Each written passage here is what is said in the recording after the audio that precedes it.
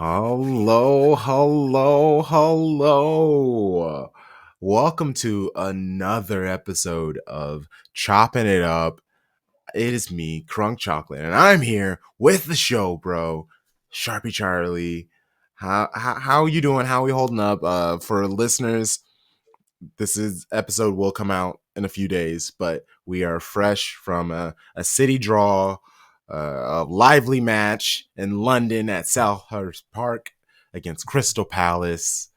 Sharpie, he's actually been. I asked him how he's doing, but I'm already gonna half answer for him. He's been the optimist. I have truly needed his the way that he is seeing things right now. So I am comforted by the facts, Crunk. The fact is, we left with a point, and we didn't lose. And City is 2 matches unbeaten. And after going 6 matches without a win, you got to flip that coin over. And I'm happy. We have a great guest today. Let's focus on the positive things. So many oh, great things to talk about. And today, our guest, after their amazing guest appearance during the lit stream, we were like, "Yo, we need to have you back on." And it's just us, a little more intimate instead of with a drink in my hand and expletives flying everywhere. But here we are, Shady Gang. Please give it up for Eric Wahl. How are you? How's it going? Great evening, gentlemen. Glad to be here. Appreciate it. Take that 2-2 tie. There was a lot of good stuff in that game. Yes, yes. I You got to have the optimism. That's one thing that the benefit of old age is I feel much differently when my teams are in a slump now than when I did as a kid. Because when you're a kid, it's like it's the end of the world. The Soviet Union is going to win, and um, and now, like my Sporting Kansas City did not have a stellar season, uh, and there's lots of like acrimony and yuck to go around. But the benefit of age and time is that it's not going to always be like that, and you learn from stuff and you move on. And it definitely seems like I saw a really powerful Manchester City when that match started. I think there are reasons for optimism. yeah. I'm really big on finding joy, and I found joy in some players on the pitch. Other players, not so much. But that's a game of soccer or football, and Oh we yeah. we look forward to the midweek, and I'm excited for this conversation. So, Crunk, what are we talking about today, man? Well, he mentioned Sporting KC. We put it all the way at the bottom of the docket, but I feel like now is a good time to start with the MLS Cup. I'm not going to force you to talk about Sporting. We're just going to talk about MLS. That's my team no matter what, so it's okay. LA Galaxy take on the Red Bulls. I know I don't actually really know how Sporting Kansas City feels about either of these clubs, but I am intrigued on maybe not what you're most interested in this match, but with LA, New York, New Jersey, whatever, those are big markets in the Yeah. MLS Cup final, so that in theory is a good thing. But also, I just saw Kevin Honecker, he just shared words by Don Garber basically saying that the communication about what has been available on Apple hasn't been great. So like they definitely have been struggling to get eyes, especially after last year's Messi Mania. They haven't been able to grow off of that. What has your experience really been before we even get to the MLS Cup? But yeah, like from Sporting Kansas City, someone that isn't necessarily a part of the LA, whatever, even Messi, how has MLS, I guess, been fumbling the bag with Apple in this whole situation? And from your Well, opinion, I'll tell you. I appreciate my MLS season pass, and I I love it more than I have issues with it. But I think, like from a business perspective, someone would say euphemistically, uh, there are lots of areas for opportunity, um, and then like some of the stuff that most immediately annoyed me that now I'm kind of not sure about is the I guess I just call it the intermission music. that's like four sustained notes, but with like a choir, and it's like you're missing out on advertising revenue for one thing, but it's become this insidious brain worm in my head that only people who are like watching this channel, of which apparently there aren't that many than there should be. But I saw somebody making jokes about it in a meme on X last week, and I thought, oh man, like yeah, I can conjure that in my head, no problem. And then for the longest time, all we got, like before our match was going to start, uh, would be like either those four notes or that weird crusty Karen suburban mom with her son in the Audi changing the headlamps to see what pattern she liked, and which thank you Audi, that's burned into my brain also, and I hope I never see that woman, but. Uh, I got to think that Don Garber should be very happy about this matchup today. Um, like you said, because of the large markets that they represent. My brother did write a book about one of the teams. So I feel like I'm definitely in a clear minority for kind of rooting for them because of that, because I feel like I biologically have to. But one of the like kind of feelings of relief I have, that's totally the wrong word, not having my team be one of the teams in competition for this right now, is that I'm definitely a lot less stressed out, because if Kansas City were in this, I would be pacing back and forth and probably have to be on my balcony a lot. And my neighbors would wonder why I was like having a conversation with no one. I get really like nervous. So I don't bring that to this match. So in that way, I'm more comfortable watching. But I know. I mean, MLS has been very clear that they want everything Miami, Lionel Messi front and center as often as possible. Even if, like, I'll get those weekly emails from MLS, and even if there's nothing going on with Miami, there's going to be, there's going to be a picture of that pink jersey somewhere in there, and it's just unavoidable. I understand it. I am withholding judgment. I initially didn't think that Messi was good for MLS, actually, but and I haven't necessarily changed that, but I think you can't pin everything on one. I mean, every team learns this after a while. You can't pin everything on like one guy.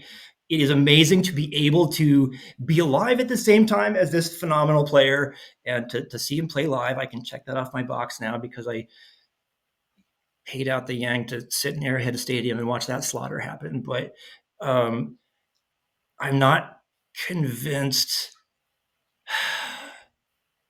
that Lionel Messi is going to do the things for MLS that Don Garber most wants. Will he bring new eyes? Absolutely. There were a lot of Argentine fans who came to Kansas City. I mean, there's a part of our city called Argentine. That was very evident. And there were a lot of pink jerseys, a lot of Argentina jerseys at Arrowhead when that game happened.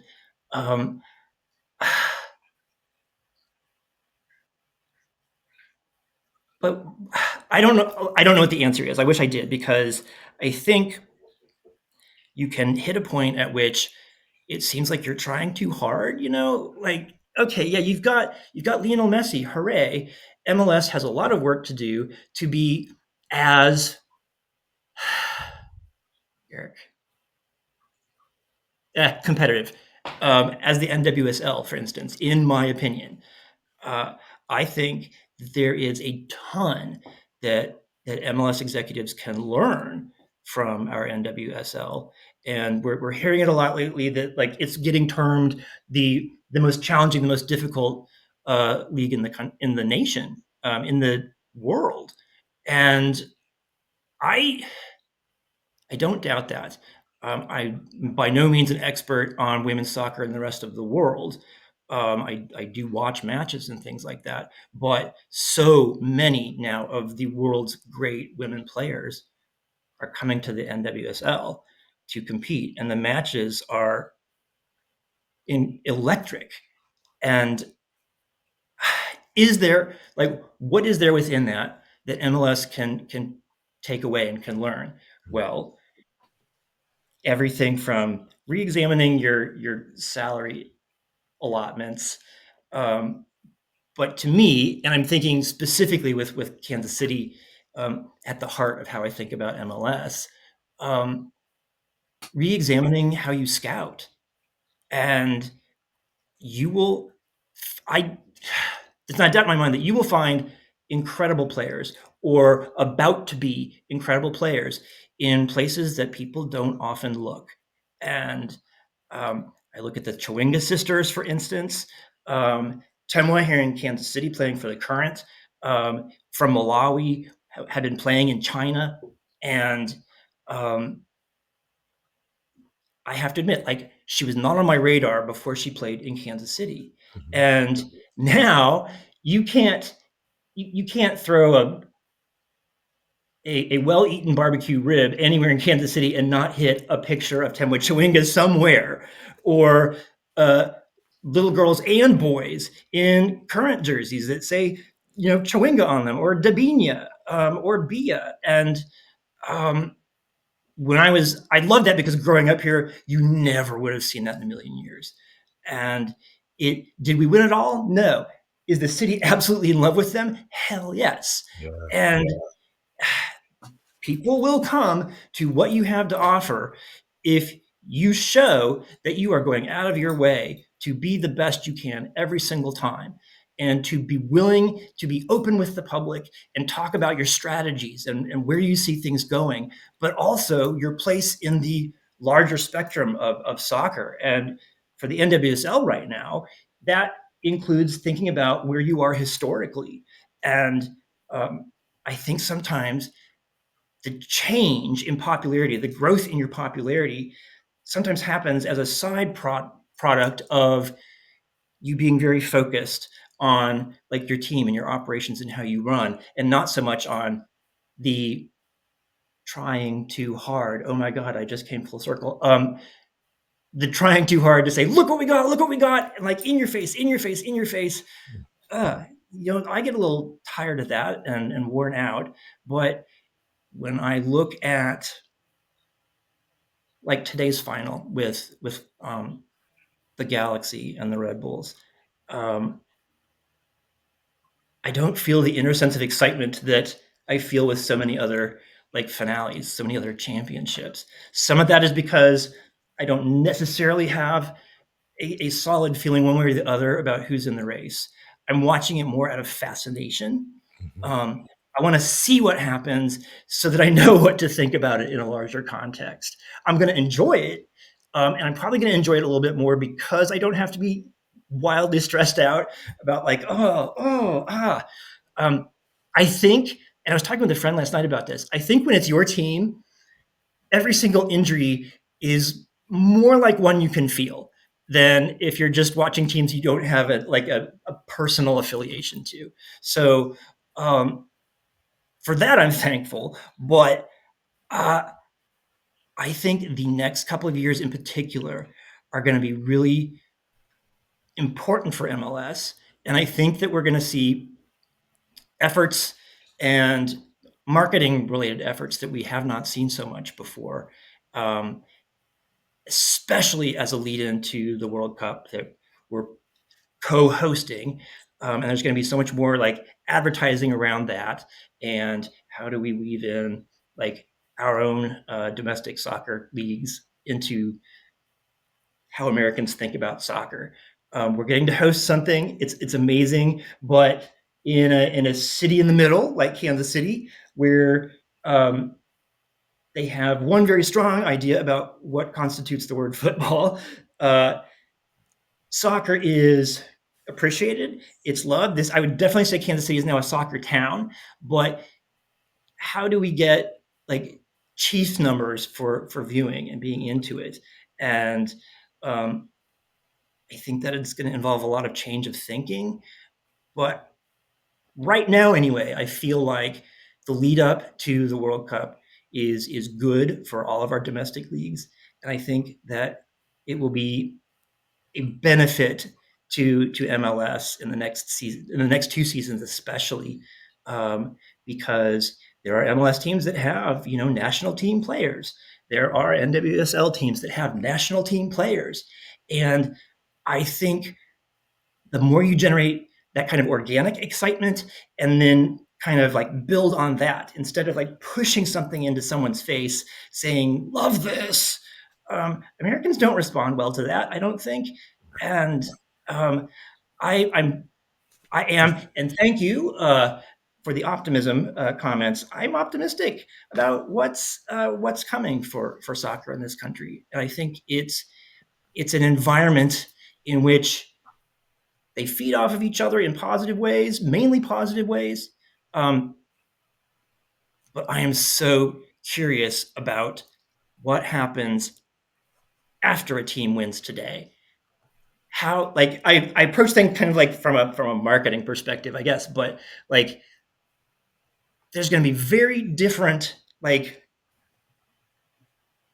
marketing if Los Angeles Galaxy wins than Yes. if New York Red Bulls win.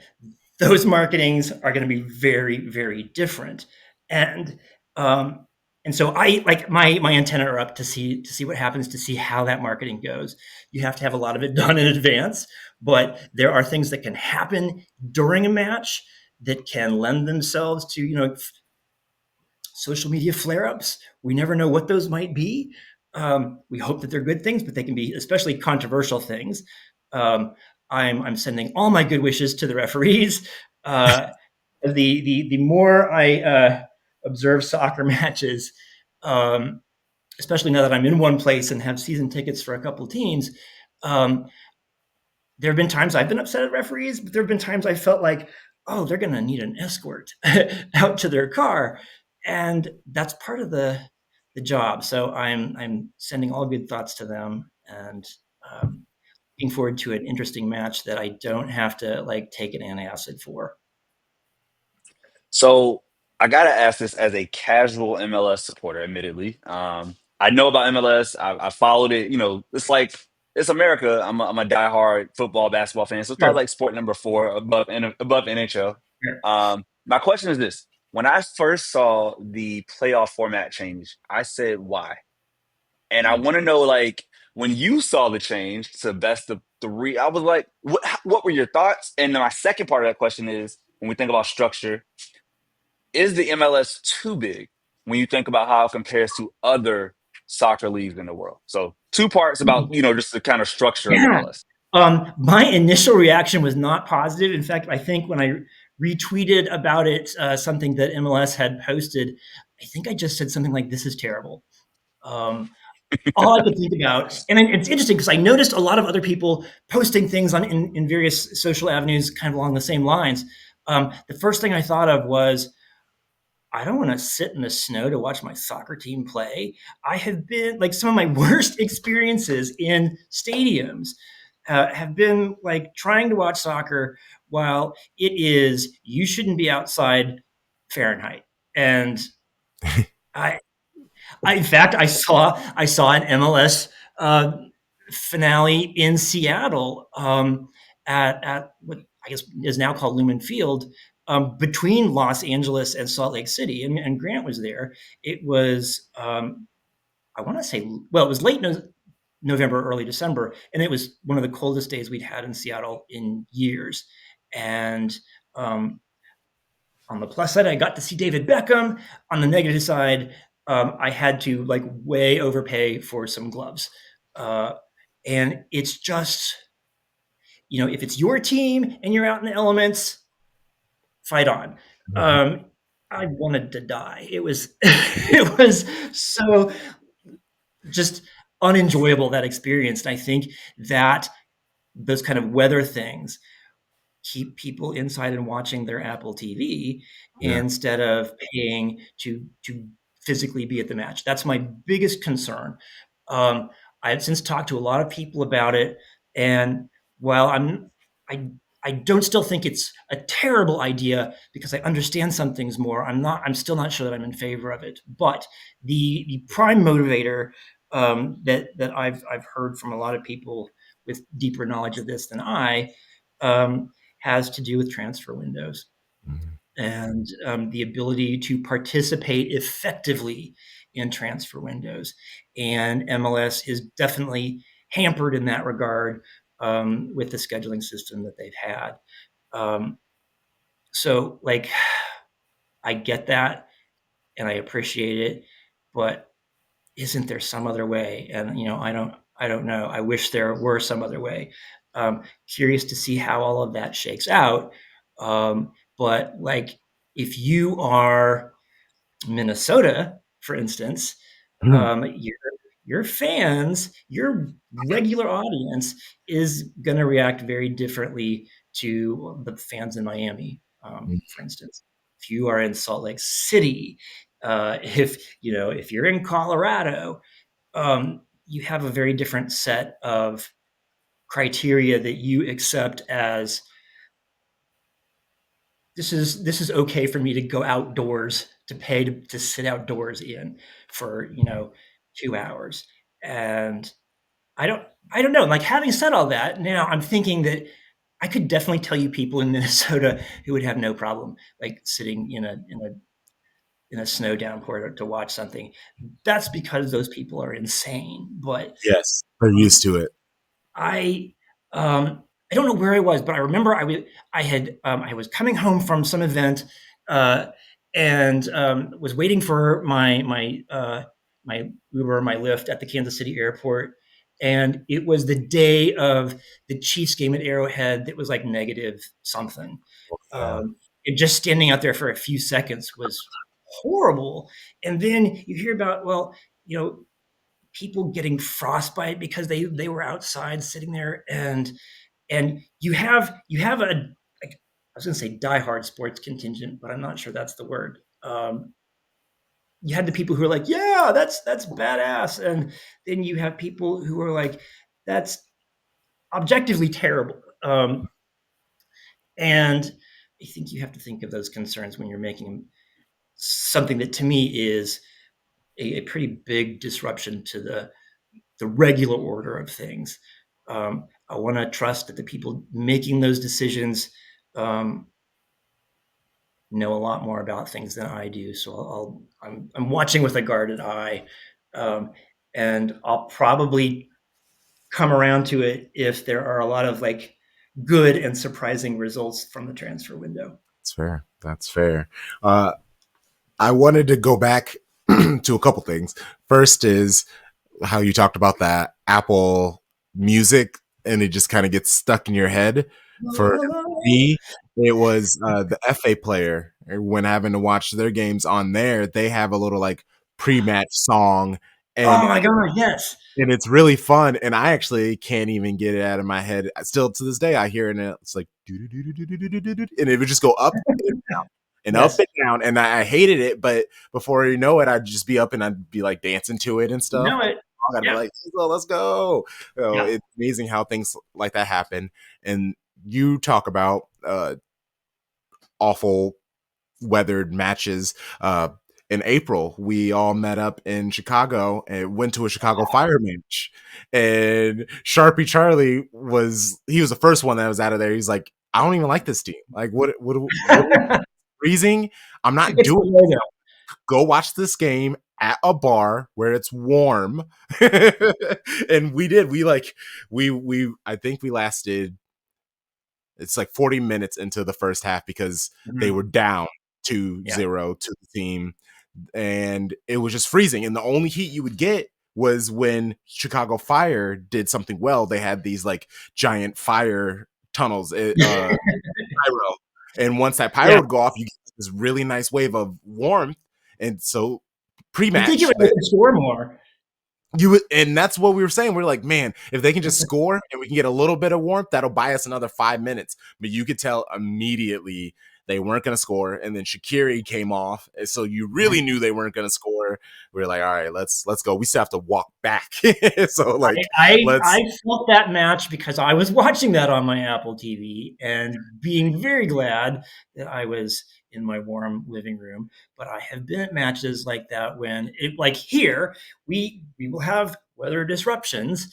We are in Tornado Alley, and if there's like a lightning warning or something like that, we get these very dire warnings, and we just kind of like all move up so that we're under the covering. But this past season, I posted a little video I took of this guy who's like decked out in all of his Sporting Kansas City kit, and he was sitting in the rain. He didn't even have a hat on, I don't think, but he stayed in his seat and he was eating his chicken tenders in the rain. And I thought, like, this is 50% sad and 50% absolutely poetic. Um, and so I took video until I felt bad, and because he stayed there the whole time. So I hope his soupy chicken tenders were worth it because we did not win it. But that that's some loyalty. Yeah, I love it.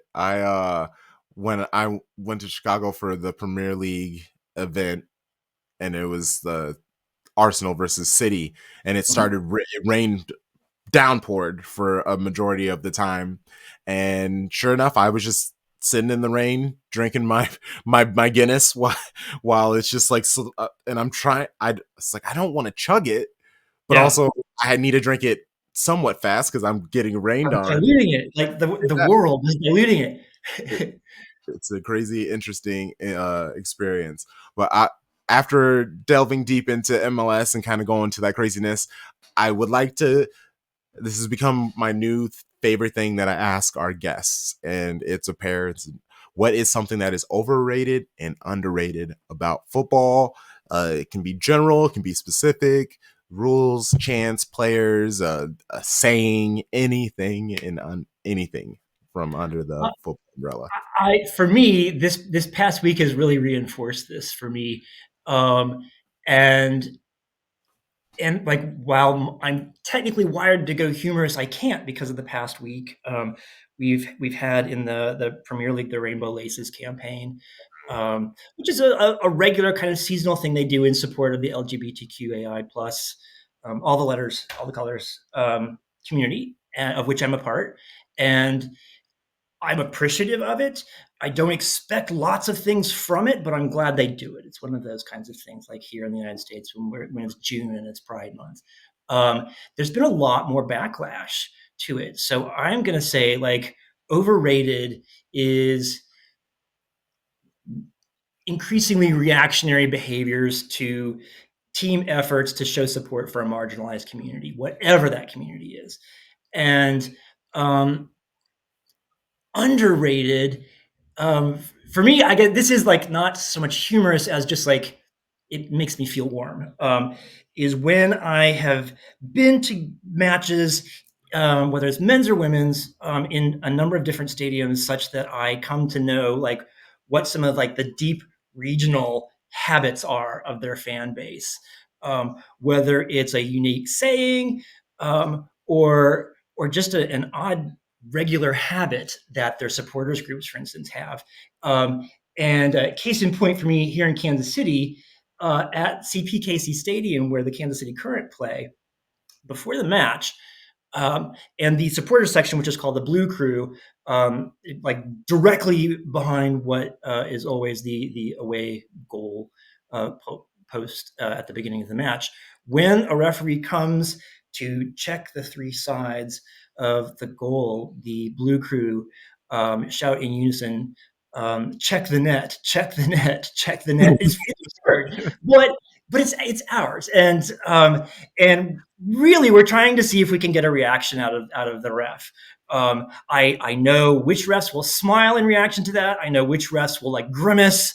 And it's just like a funny stupid thing. And I think that if there's one thing that Americans especially can do, it's create funny stupid bleep around their teams with like regional flavor and stuff like that. I mean, Sounders have like the March to the Match, which is always an amazing thing to be a part of, especially if you're wearing a Sounders jersey. But the the kind of regional isms that teams have. Um, Minnesota has the Grant Wahl "You Know Nothing" scarf, and they have a specific day by which, when they're at a certain point with their points accumulation, that's their Grant Wahl day because it's a reaction to a dumbly critical remark he made about Minnesota United's season early on, and and the way they clapped back was wonderful, and Grant really appreciated it. And uh, he kept one of those Grant Wahl, nothing scars, because wow, if you're going to make the effort, I mean, come on. And 1,000%.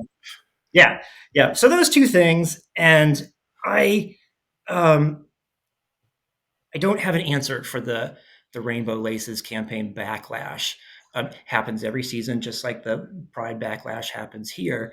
Um, but I can only speak for myself. It's just like as a gay person who grew up in a sports saturated household, um, I went from a childhood filled with sports and loving sports no matter what it was, to an adolescence in which I didn't feel welcome or invited. Mhm. Um, so I tended to do more singular things. I ran track, or I was a cyclist, things that I could do on my own. And it took me a while to come back around to enjoying team sports. That was mainly because of Grant's career choice, and was able to get back into it kind of progressively in line with the degree to which um, sports of any kind, but especially soccer, um, paid attention to my community and was appreciative of my community. That's one thing I can say unequivocally about women's sports, is that you kind of can't have a women's team and think that you have no relationship to the gay community, for instance. Women's sports have been so important to so many of my lesbian friends in particular. And the supporter section for the Kansas City Crew, um, and I hate that I have to say this, and I hate that I have to like predicate this by saying I mean this positively, is the gayest place in the city, um, and that makes me so happy. And it's so welcoming. Um, it's so intergenerational, and invariably at every match this past season, there have been people who have come to a match who have never seen a women's soccer match before, and so it's an opportunity to share with them and tell them like what to look out for, and like kind of bring them in. And then they come back, and I've met so many incredible new people, but especially incredible new gay and lesbian and trans people. There is a solid trans fan base for soccer in Kansas City. I don't know why I'm surprised about that. I mean, why not? But when I see the reactions, the negative reactions, especially on X, Mhm. on Elon's busted toy, it's I have to like take a break from it.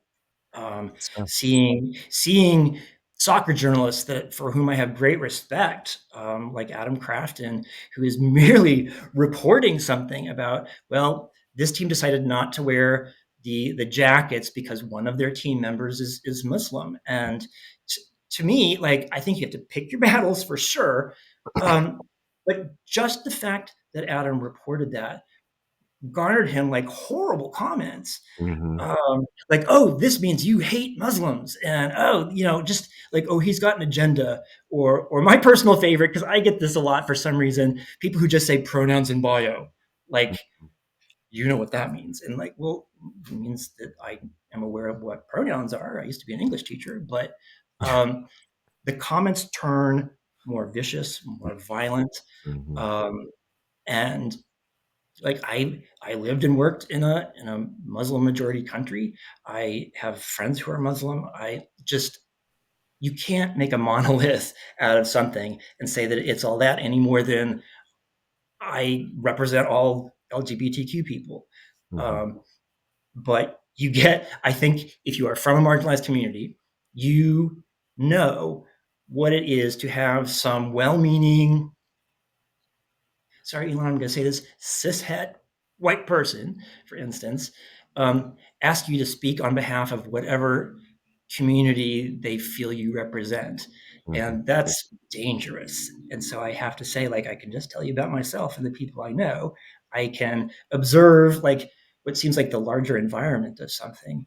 But to me, the teammates of that player who didn't feel comfortable wearing a pride related, pride supportive jacket were supporting their teammate. Full stop. I'm not offended. Um, but your mileage may vary. I think some of that, my reaction is age related because I grew up with epithets and like real like physical hatred from people, and we are not there anymore, thank God. Mhm. But nothing holds permanently among people, and I see in the past 10 years, especially, how we have backslid in when you have people in positions of power and authority who will be openly bigoted. You are, and if you are reporting on that in a way that is just, here's what he said, people are upset, I just view this as a news cycle item, then you are really doing damage to whatever it is you think of as civilization. Um, it is more okay now to like hate gay people than it is apparently to hate rapists. And I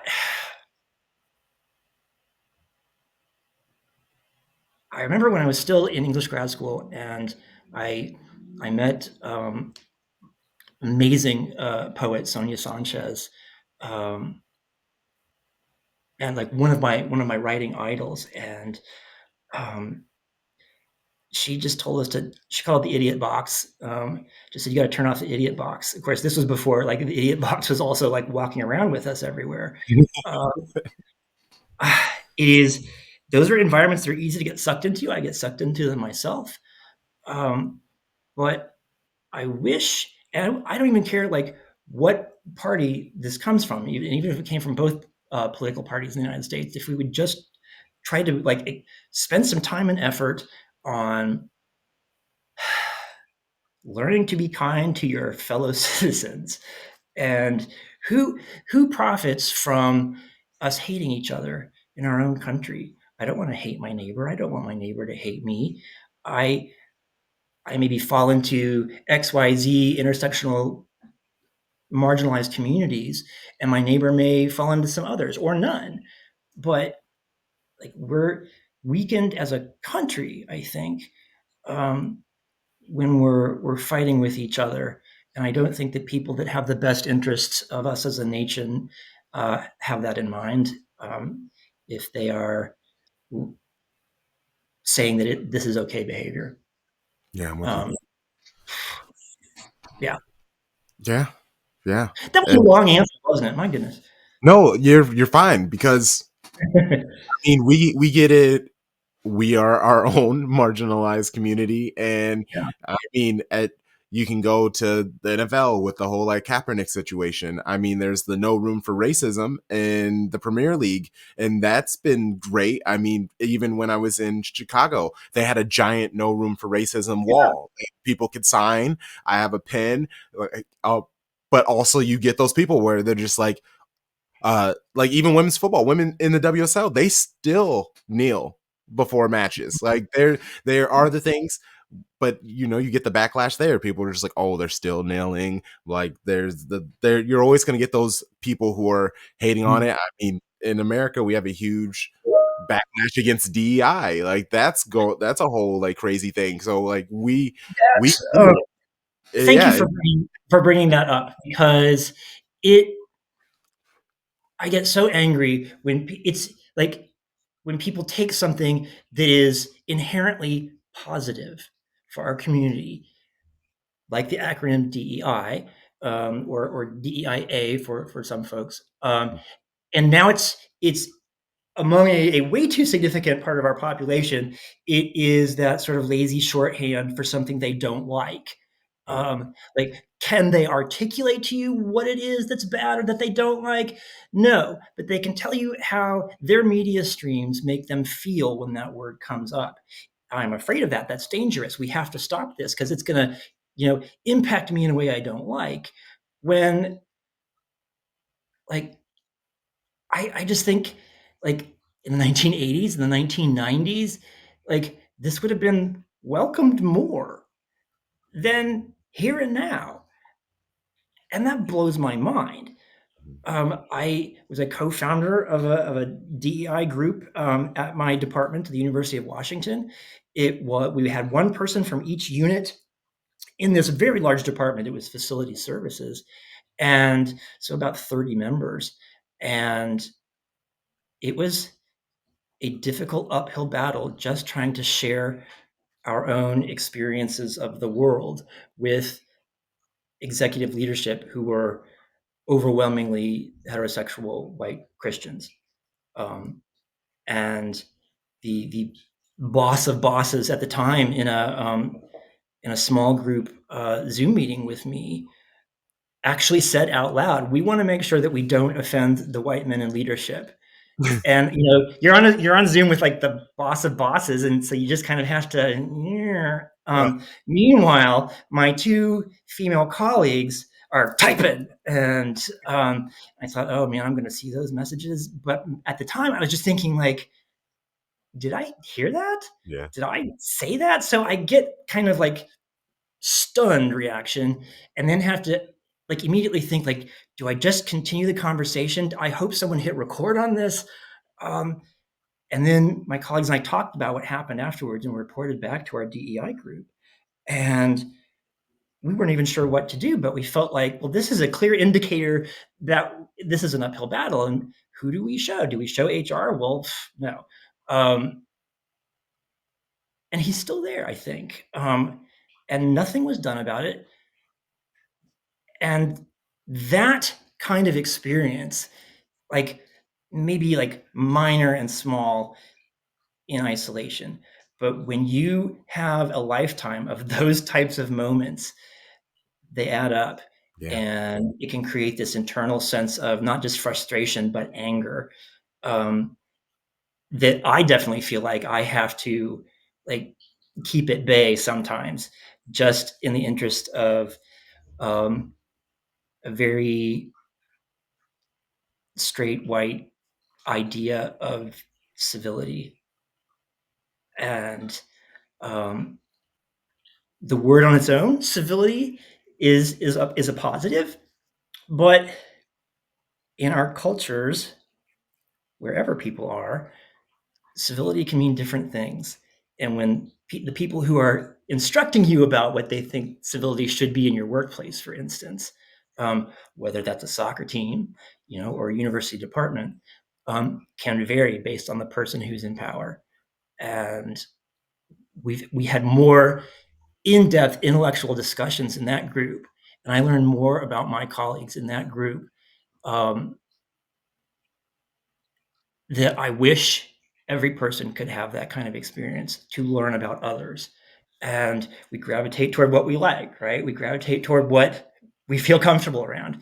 And I think the big question for us, that is a big question, is like, how do we do that in our country when our country feels so broken and divided?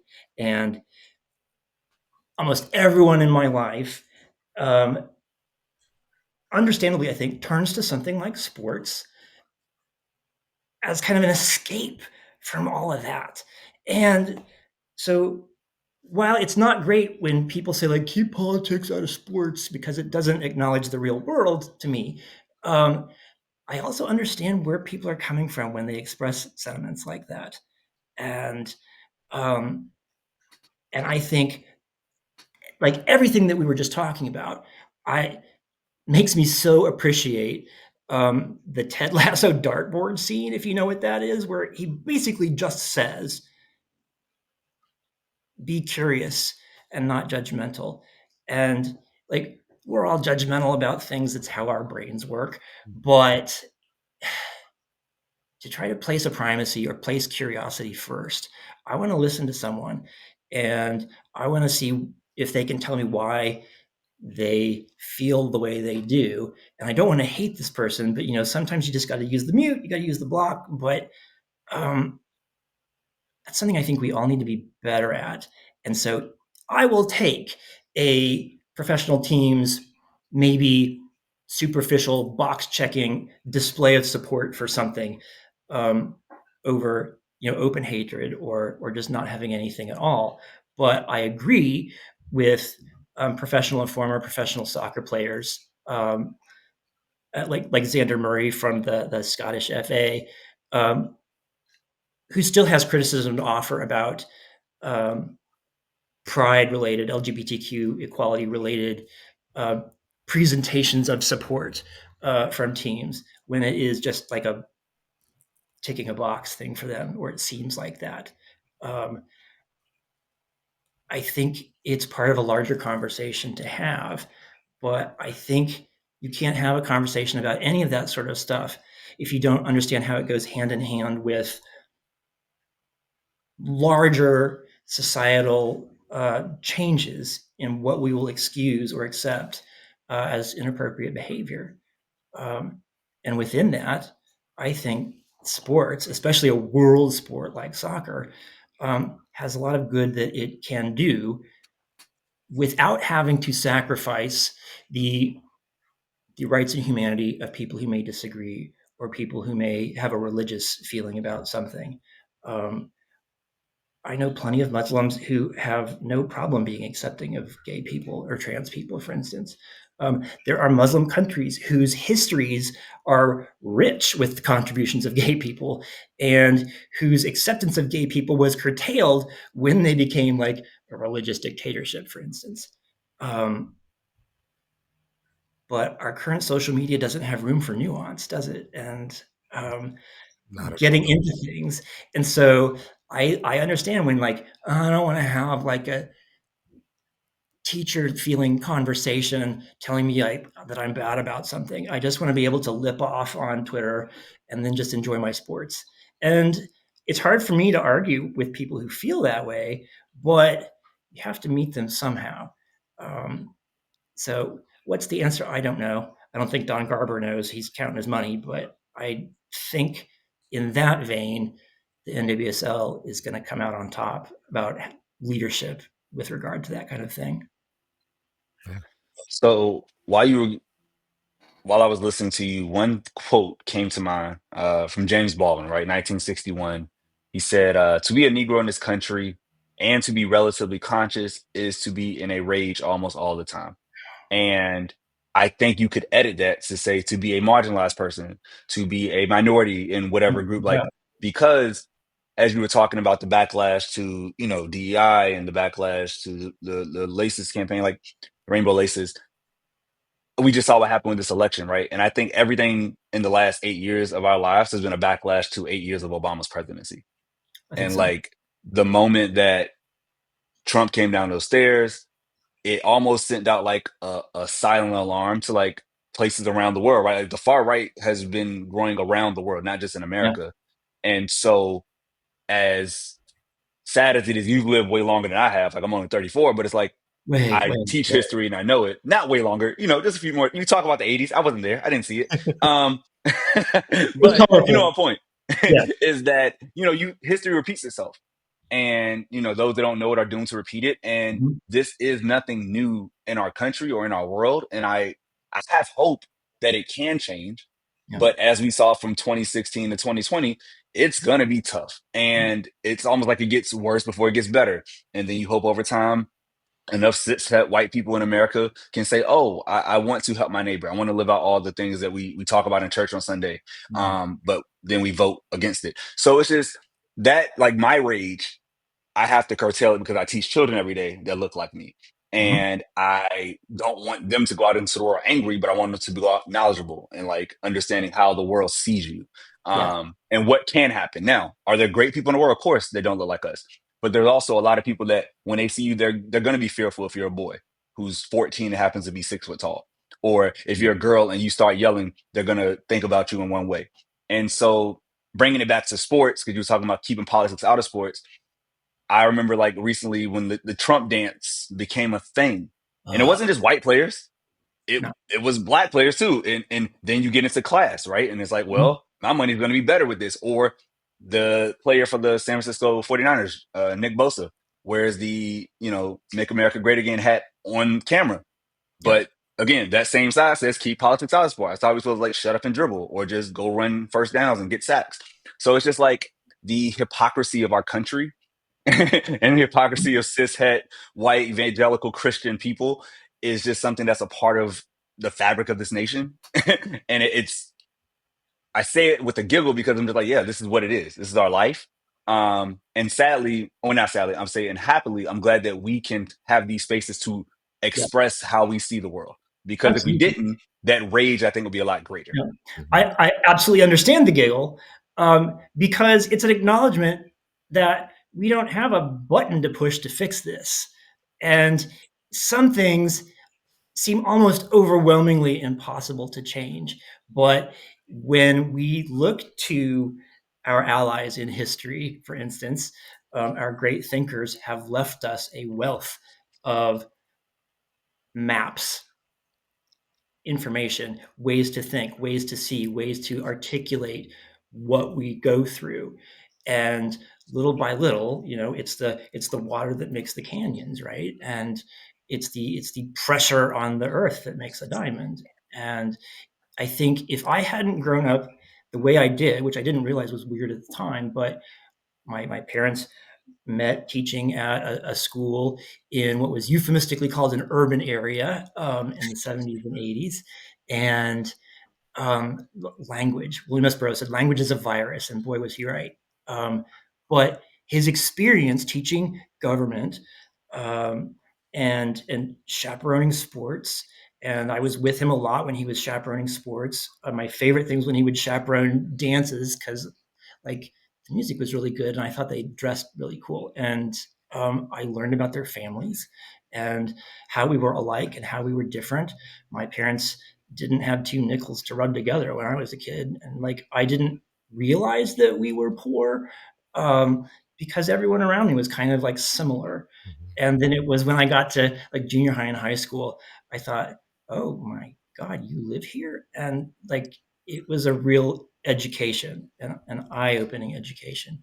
And I, I think that's why it's important to tender your optimism, to Mhm. find the things that feed that optimism, and and then you have to address the like utter fact that like things are complex, and sometimes that complexity involves making me uncomfortable.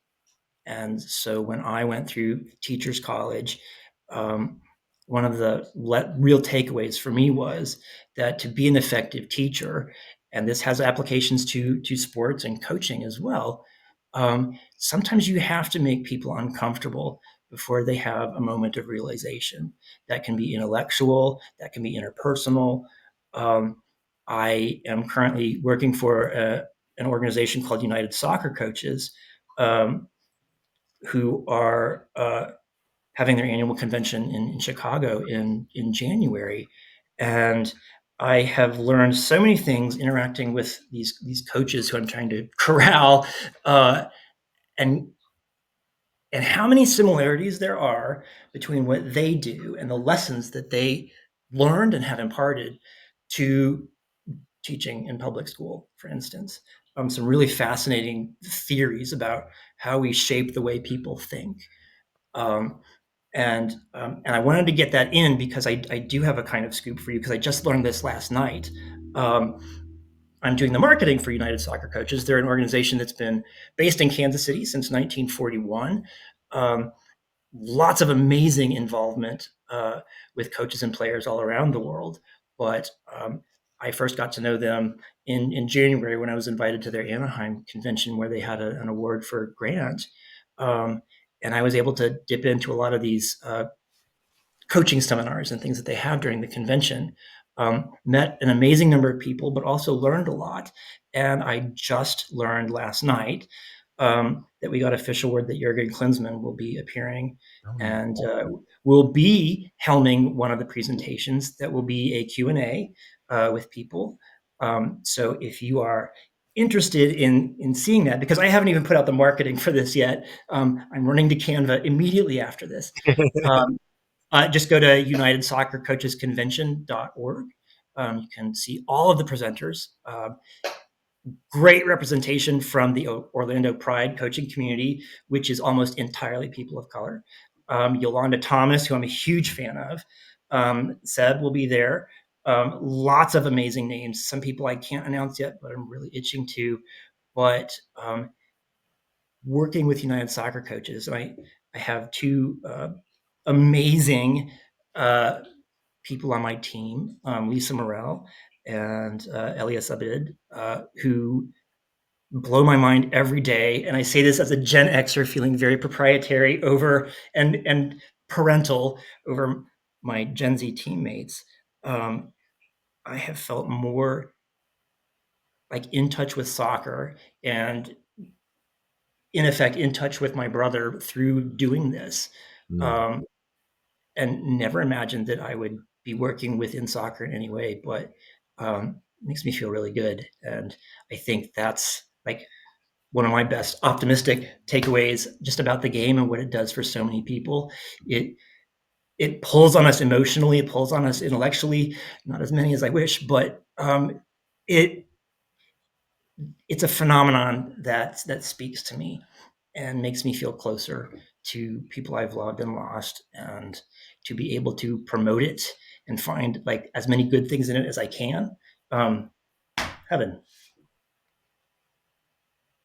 So Eric, because I missed the lit stream, and you mentioned your brother and your family, I want to say this. Um, I know you remember your brother's podcast, Football with Grant Wahl. Yeah. That singular podcast like took my fandom of soccer and football to a whole different level. And so seeing like hearing your brother talk about it every week, multiple times, I read his articles, but then I got to hear his voice more and like Yeah. just the passion for it and love and the knowledge of everything. I just And want he to was a say huge like, dork. huh? And he was a huge dork. For sure. And I'm a dork. So, I love dorks. Like this is what we do. And it's just like you can't fake that type of passion or type of love for a sport. And so it's just like to meet you in this way, like because I heard your brother talk about you before, and so like just to meet you is like it's an honor. And I know that sounds crazy and like but it is like truly like, I'm looking at you and I see him, and it's like wow, like as a soccer lover and fan, I'm just like this is one of the best interviews ever, and everything Okay. you said, like I can't wait to listen to it back Yeah. because you said some really powerful things, and I think this discussion has gone from like overrated, underrated to like really things about Real life, things. and that's the beauty of sport, right? Is that it Well, his really life. does bring all of us together. And yeah, Yeah. so I have so much gratitude for you. I just want to say that. Oh, thank you, So man. thank you. That's an honor. I really appreciate that. That would make our parents very happy too. Yeah, it's yeah, I this was a wonderful conversation, and it very needed.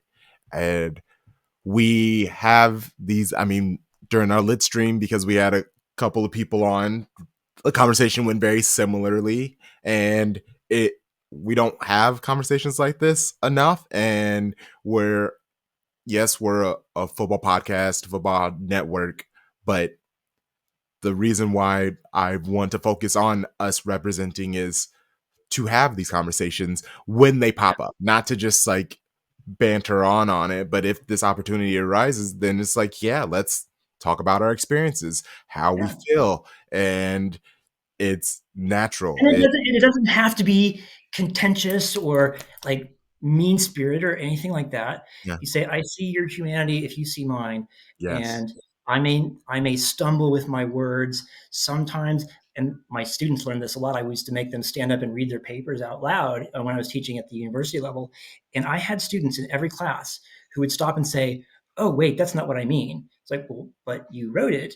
When you're reading, you're writing out loud, you're engaging a different part of your brain. And I Mm, think that's how we are in conversation too a lot, is sometimes I don't realize what I thought until I try to articulate it.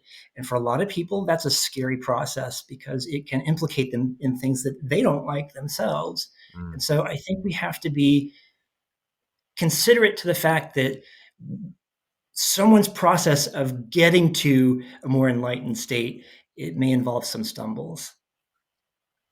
Wow. Oh, wow.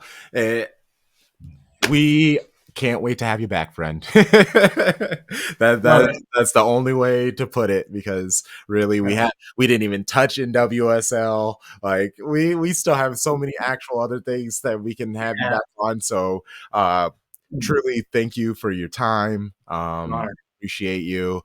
Please I want to be in touch with you about the coaches situation in Chicago, because I didn't know you were marketing working with it, because I've been looking at it, and it intrigues me from aspect of wanting to like push it and uplift it and things like that. But You know, we're a very small network, and the pricing of it was a little overwhelming. So, like, maybe conversations with you, maybe I can. I'll send you an email because there are some things I can do about that.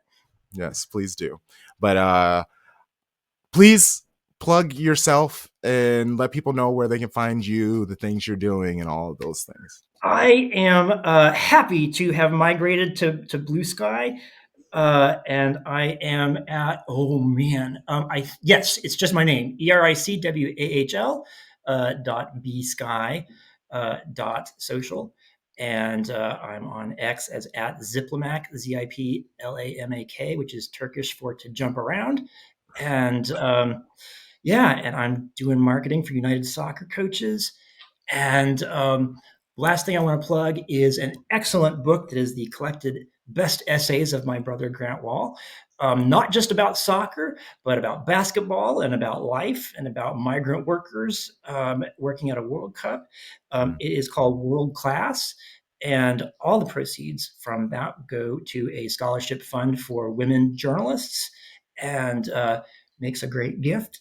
I narrate the audiobook of that. So, if you want to hear my voice pronouncing all kinds of things, and I'll tell you, I had a 4-page sheet from the publisher about how to sound these things out. And I thought, my God, Grant knew how to correctly pronounce all of these names. And I just felt really dumb. But I didn't have to make any corrections. So yay for me. But World Class is an excellent collection of sports writing from Grant Wahl. And I am absolutely honored to be here with you guys today. So thank you. The feeling is mutual, friend. Well, Shady Gang, we have plenty more amazing episodes. We got our weekly episodes. We got our lit stream. We're going to continue with the Chopping It Up series, where we just bring most dope individuals and we just have wonderful conversations like this. We will see you all soon. You know the vibes. Shady Gang, Shady Gang, Shady Gang.